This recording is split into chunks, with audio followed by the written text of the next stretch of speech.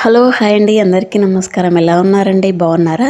ఈరోజు మన ఛానల్‌లో అయితే ఆహ్, క్రిస్పీ దోస అండి. చాలా బావుంటుంది. ఎలా చేశాను, ఏంటి? ఎప్పుడైనా మీకు బోర్ కొట్టినప్పుడు గానీ, ఇంట్లో మీకు టిఫిన్స్ చేయడానికి టైం లేనప్పుడు గానీ, రొటీన్ దోసలు గాకుండా కొత్తగా ఈ విధంగా డిఫరెంట్‌గా మీరు కూడా ట్రై చేసి చూడండి. చాలా సింపుల్‌గా, ఈజీగా చేసుకోవచ్చు.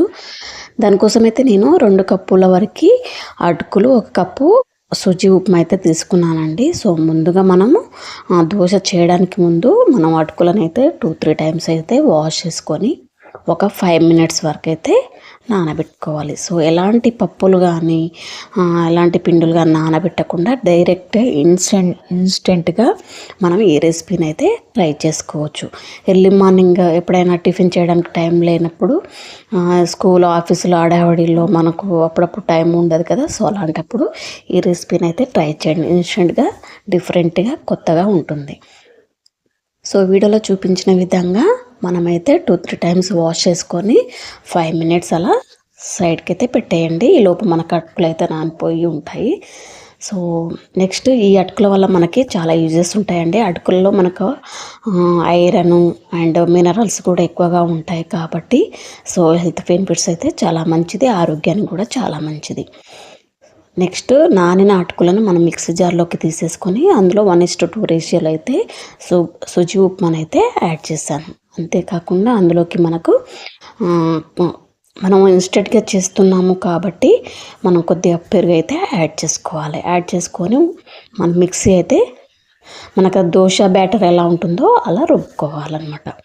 చూసారు కదా, ఈ విధంగా రుబ్బుకొని వేరొక బౌల్లోకి అయితే ట్రాన్స్ఫర్ చేసుకోవాలి. అంతేకాకుండా సుజీ రవ్వలో మనకి ప్రోటీన్స్ కానీ, కార్బోహైడ్రేట్స్ కానీ ఉంటాయి కాబట్టి, సో, మనం వెయిట్ లాస్ అవ్వాలనుకున్న వాళ్ళకి చాలా యూస్ఫుల్గా ఉంటుంది. సో, ఈ విధంగా రుబ్బుకున్న పిండిని ఒక బౌల్లోకి తీసేసుకొని బాగా ఒకసారి అయితే కలుపుకోవాలి. పిండి అంతా కూడా బాగా ఒకసారి అయితే కలుపుకోవాలి. ఇందులో మీకు దోశ బ్యాటర్ ఏ విధంగా ఉంటుందో ఆ కన్సిస్టెన్సీలో మీరు కావాలనుకుంటే కొన్ని వాటర్ కూడా యాడ్ చేసుకొని మళ్ళీ ఒకసారి అయితే మిక్స్ చేసుకోండి. ఇందులోకి మనము టేస్ట్కి సరిపడా సాల్ట్, కొద్దిగా వంట సోడా వేసుకోండి. ఎందుకంటే ఇన్స్టెంట్గా చేస్తున్నాం కాబట్టి, సో, వంట సోడా వేస్తే కొద్దిగా పులుస్తుందన్నమాట పిండి. సో, ఈ విధంగా కలుపుకొని ఒక 5 నిమిషాల సైడ్కి అయితే పెట్టేసుకోవాలి.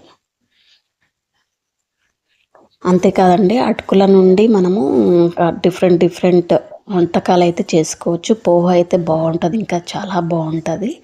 సో, మీరు కూడా ట్రై చేయొచ్చు. చూసారు కదా, ఈ విధంగా మనకి కన్సిస్టెన్సీ అనేది ఉండాలి. 5 నిమిషాలు సైడ్కి పెట్టుకున్న తర్వాత మనకి బ్యాటర్ అనేది ఈ విధంగా రెడీ అవుతుంది. చూసారు కదా, ఈ విధంగా మనమైతే బ్యాటరీ రెడీ చేసుకోవాలి. ఈ విధంగా బ్యాటర్ రెడీ అయిన తర్వాత మనకి ఇంకా దోశలు అయితే వేసుకోవచ్చు. సో, నెక్స్ట్ స్టవ్ మీద ప్యాన్ పెట్టేసుకొని కొద్దిగా సాల్ట్ వాటర్, అది ప్యాన్ అనేది పాతది, ఓల్డ్ది అయితే మాత్రం కొద్దిగా సాల్ట్ వాటర్ చల్లిన తర్వాత ఆనియన్తో ఇలా స్ప్రెడ్ చేస్తే మనకు దోశలు అనేవి ఈజీగా వస్తాయి, పర్ఫెక్ట్గా వస్తాయి అన్నమాట. సో, ఈ విధంగా దోశలు వేసుకొని 2 సైడ్లు కావాలనుకుంటే మీరు 2 సైడ్లు కూడా కాల్చండి, లేదంటే 1 సైడ్ అన్నా ఏం లేదు.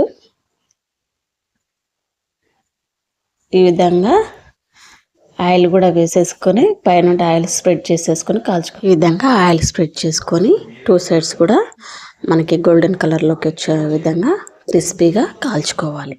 సో, ఇదైతే మనకి ఈ దోశ లేదా ఇన్స్టెంట్ దోశ అనేది మనకు కొబ్బరి చట్నీ ఉంటుంది కదండి. సో, మనకు పచ్చి కొబ్బరి చట్నీకి అయితే చాలా మంచి కాంబినేషన్ అనమాట. చాలా బాగుంటుంది టేస్ట్. సో, మీరు కూడా ఒకసారి అయితే ట్రై చేయండి. నచ్చితే మాత్రం మన ఛానల్ని సబ్స్క్రైబ్ చేసుకోండి. ఫ్రెండ్స్ అండ్ ఫ్యామిలీ మెంబర్స్ కూడా వీడియోని షేర్ చేయండి. సో, ఈ విధంగానైతే మనం దోశ బ్యాటర్ అయితే రెడీ చేసుకొని ఈజీగా చేసుకోవచ్చండి. మనము ఎక్కువసేపు పప్పులు నానబెట్టాల్సిన లేదు, రైస్ నానబెట్టి చేయాల్సిన అవసరం లేదనమాట. సో, అటుకులు ఇంట్లో ఉంటే చాలు, మనం ఈ విధంగా డిఫరెంట్గా రెసిపీస్ అయితే చేసుకోవచ్చు బ్రేక్ఫాస్ట్. సో, ఎలా ఉంది ఫ్రెండ్స్, మీకు నచ్చిందా? నచ్చితే మాత్రం మన ఛానల్ని అయితే సపోర్ట్ చేయండి. అంతేకాకుండా మీ ఫ్యామిలీ మెంబర్స్లో కూడా ఎవరికైనా వీడియోని అయితే షేర్ చేయండి. చూసారు కదా, చాలా బాగా వచ్చాయండి. సో మీరు కూడా ట్రై చేయండి చేయడానికి. మన ఛానల్ని అయితే సపోర్ట్ చేయడం మర్చిపోకండి. సబ్స్క్రైబ్ చేసుకోండి, షేర్ చేయండి. చాలా బాగా వచ్చాయి. Thank you all of you. Keep watching.